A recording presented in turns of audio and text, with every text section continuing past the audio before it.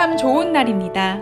어스틴 주님의 교회 매일 말씀 묵상에 오신 여러분을 환영합니다. 말씀을 통해 샘솟는 하나님의 은혜를 경험하시길 바랍니다. 오늘은 어제보다 더 행복한 하루가 될 것입니다. 안녕하세요 성도 여러분. 8월 2일 화요일 말씀 묵상 시작하도록 하겠습니다. 오늘 함께 묵상할 말씀은 창세기 1장 16절에서 18절까지의 말씀입니다. 창세기 1장 16절에서 18절 말씀입니다. 다 함께 읽겠습니다. 하나님이 두 큰 광명체를 만드사 큰 광명체로 낮을 주관하게 하시고 작은 광명체로 밤을 주관하게 하시며 또 별들을 만드시고 하나님이 그것들을 하늘의 궁창에 두어 땅을 비추게 하시며 낮과 밤을 주관하게 하시고 빛과 어둠을 나뉘게 하시니 하나님이 보시기에 좋았더라. 아멘. 유명한 현대 예술 화가 중에는 뱅크시라는 화가가 있습니다. 이 화가는 정말 다양하고 많은 작품을 만들었지만 그 중에서도 이 많은 사람들에게 널리 알려져 있는 작품을 꼽으라라고 한다면 아마 풍선과 소녀라는 작품을 꼽을 것입니다. 2018년 영국에서 열렸던 경매에 이 뱅크시의 이 풍선과 소녀라는 그림이 참가했었던 적이 있습니다. 그 당시에도 이 뱅크시는 굉장히 사람들에게 유명한 화가였기 때문에 많은 사람들이 그 작품을 구입하기를 원하였습니다. 그렇다 보니까 결국에 이 풍선과 소녀라는 그림이 한 화로 약 16억 원에 낙찰되었습니다. 그런데 낙찰된 그 직후에 그 경매사가 땅 하고 이렇게 망치를 내리친 직후에 그 풍선과 소녀라는 그림이 액자로부터 이렇게 흘러내려서 파쇄되기 시작했던 것입니다. 그러다 결국 한 반 정도 파쇄된 이후에 멈췄었는데 알고 보니까 그 파쇄되는 그 퍼포먼스까지 모두가 다 뱅크시라는 화가가 의도했던 것이었습니다. 그 경매장에 있었던 수많은 사람들은 그 파쇄되기 직전의 그림이 완성품이다라고, 완성된 그림이다라고 구분하였었습니다. 그렇기 때문에 이 16억 원이나 되는 돈을 가지고 그 그림을 구입하려 했었던 것이죠. 그런데 그 뱅크시는 아니다라고 하는 것입니다. 뱅크시가 보기에 그 그림의 완성은 파쇄된 이후에 완성된다라고 구분하였습니다. 이것을 볼 때 우리는 알 수 있는 것이 한 가지 있습니다. 무엇이냐?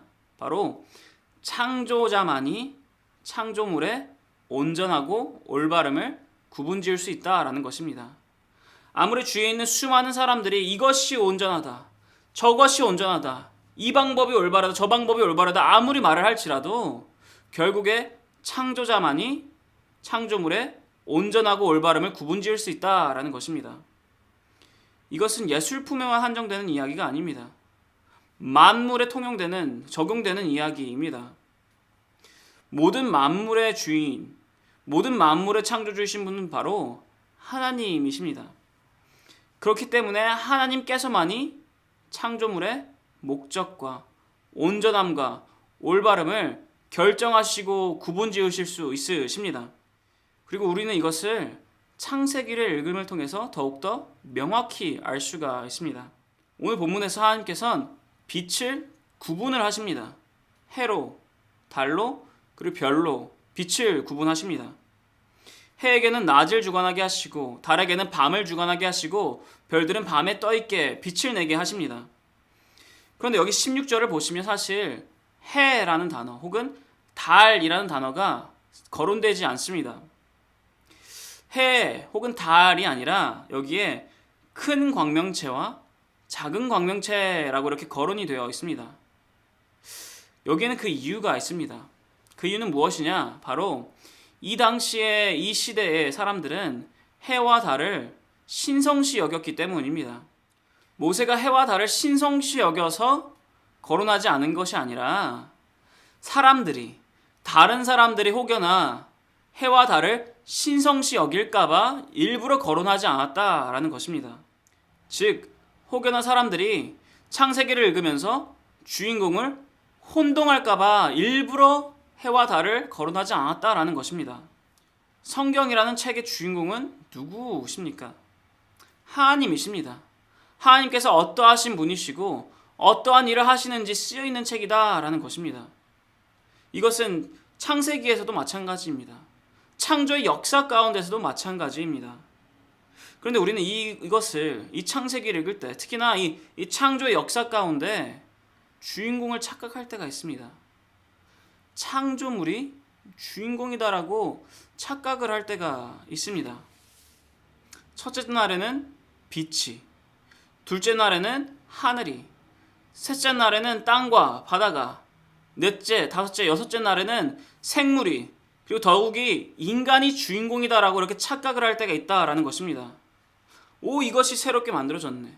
오, 다음 날에는 이것이 새롭게 만들어졌네 라고 말을 하며 창조물에만 집중을 할 때가 있다라는 것입니다. 그런데 여러분, 우리는 알고 기억해야 합니다. 하나님께서 성경 전체의 주인공이심을 알고 기억해야 합니다. 이것은 오늘 본문 9절을 봐도 알 수가 있습니다. 오늘 본문 16절에서 18절의 이 주어는 무엇입니까? 여기 16절 시작에 무엇으로 이렇게 시작이 되어 있습니까? 하나님이 라고 이렇게 시작을 합니다. 즉 주체, 주인공은 하나님이다 라는 것입니다. 우리는 이것을 잊어서는 안 됩니다. 착각해서는 안 됩니다. 만약 우리가 이것을 착각하고 창조물에만 집중을 하다 보면 창조물을 주인공이다라고 착각을 하게 됩니다. 창조주이신 하나님이 아니라 창조물인 내가 주인공이 되어서 내가 구분짓기 시작한다라는 것입니다. 무엇이 올바르고 무엇이 온전하고 무엇이 완전한 것이고 무엇이 보기 좋은 것인지를 내가 구분짓기 시작한다라는 것입니다. 이것은 요즘 시대를 보면 알 수가 있습니다. 요즘 시대에 좀 민감한 주제가 하나 있습니다. 무엇이냐면 바로 이 성별에 관한 주제입니다. 한쪽 끝부리는 이렇게 말을 합니다. 남자도 여자도 똑같다. 남자도 여자가 될 수 있고 여자도 남자가 될 수 있다라고 말을 합니다. 둘은 다르지 않다라고 말을 합니다. 또 그와는 반대로 다른 쪽 끝부분은 이렇게 이야기를 합니다. 성별은 남자, 여자만 있는 것이 아니다. 두 가지만 있는 것이 아니라 무한하게 있다라고 말을 합니다. 그러면서 내 어제의 성별과 오늘의 성별이 다르고 내 10분 전의 성별과 내 지금 이 순간의 성별이 다를 수 있다. 내 기분에 따라, 내 마음에 따라 얼마든지 다를 수 있다라고 주장을 합니다.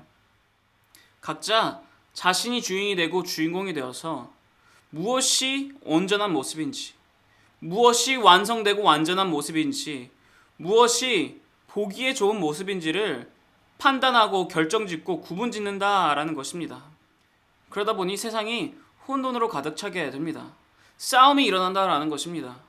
한쪽 끝도 다른 쪽 끝도 다들 주장하기는 평화를 주장한다, 이해한다라고 말을 하지만 결국에 자신들과 공감하지 않는 자들은 다들 적으로 몰아붙이고 잘못됐다 말하고 욕하고 공격을 하기 시작합니다. 혼돈이 일어난다라는 것입니다. 그리고 이러한 혼돈은 너무나도 당연합니다. 왜냐? 하나님께서는 공허하고 그리고 혼돈이 있던 그 세상을 채우심과 구분지으심으로 질서 있게 만드셨습니다. 그런데 그 질서를, 그 목적을, 그리고 그 구분을 창조주이신 하나님이 아니라 창조물인 우리가 구분짓고 결정지으려 하다 보니까 당연히 질서에서부터 벗어나 다시 혼돈으로 치닫게 되는 것입니다. 만물의 주인과 주인공 되시는 분은 바로 하나님이십니다. 그렇기에 하나님께서만이 우리의 올바른 모습, 그리고 온전한 모습이 무엇인지를 구분하시고 결정지으실 수 있으십니다. 뱅크씨가 다른 사람들이 무엇라 말할지언정, 무엇라 생각할지언정 자신이 그린 그 그림의 완성은 파쇄된 모습이야말로 완성된 모습이다 라고 말하는 것처럼 창조주이신 하나님께서만이 창조물의 온전하고 올바른 모습을 구분하고 결정할 수 있다라는 것입니다. 사랑하는 성도 여러분, 하나님께서 주인공 되심을 기억하시기 바랍니다. 그런데 그렇다고 우리가 아무런 가치가 없고 아무런 의미가 없는 것이 아닙니다. 창조물의 가치는 창조주로부터 나옵니다. 아마추어인 제가 그린 그림과 뱅크시가 그린 그림이 아무리 똑같은 그림이라 할지언정 가치가 다른 것처럼 전능하신 하나님께서 우리의 창조주가 되실 때 우리는 가치가 있고 의미가 있게 됩니다. 뿐만이 아니라 우리의 죄로 인해서 우리의 온전한 모습이 훼손되었음에도 불구하고 하나님께서 우리를 끝없이 사랑하사 우리에게 예수님을 보내주시고 생명을 내어주심을 통해서 우리를 고치시고 치유하셨습니다. 우리가 더욱더 완전한 길로 들어갈 수 있도록 완전할 수 있도록 이끄셨다라는 것입니다. 그럼 여러분 자존감 가지시기 바랍니다. 여러분 자신을 사랑하시기 바랍니다. 그리고 그와 함께 주인공 되시는 하나님을 기억하시기 바랍니다. 그렇게 매일매일의 삶 가운데 우리의 주인공 되신 하나님을 기억하고 하나님만을 바라보며 하나님만을 따르는 모든 성도 여러분 되시기를 축원합니다. 기도하겠습니다. 하나님 아버지 감사드립니다.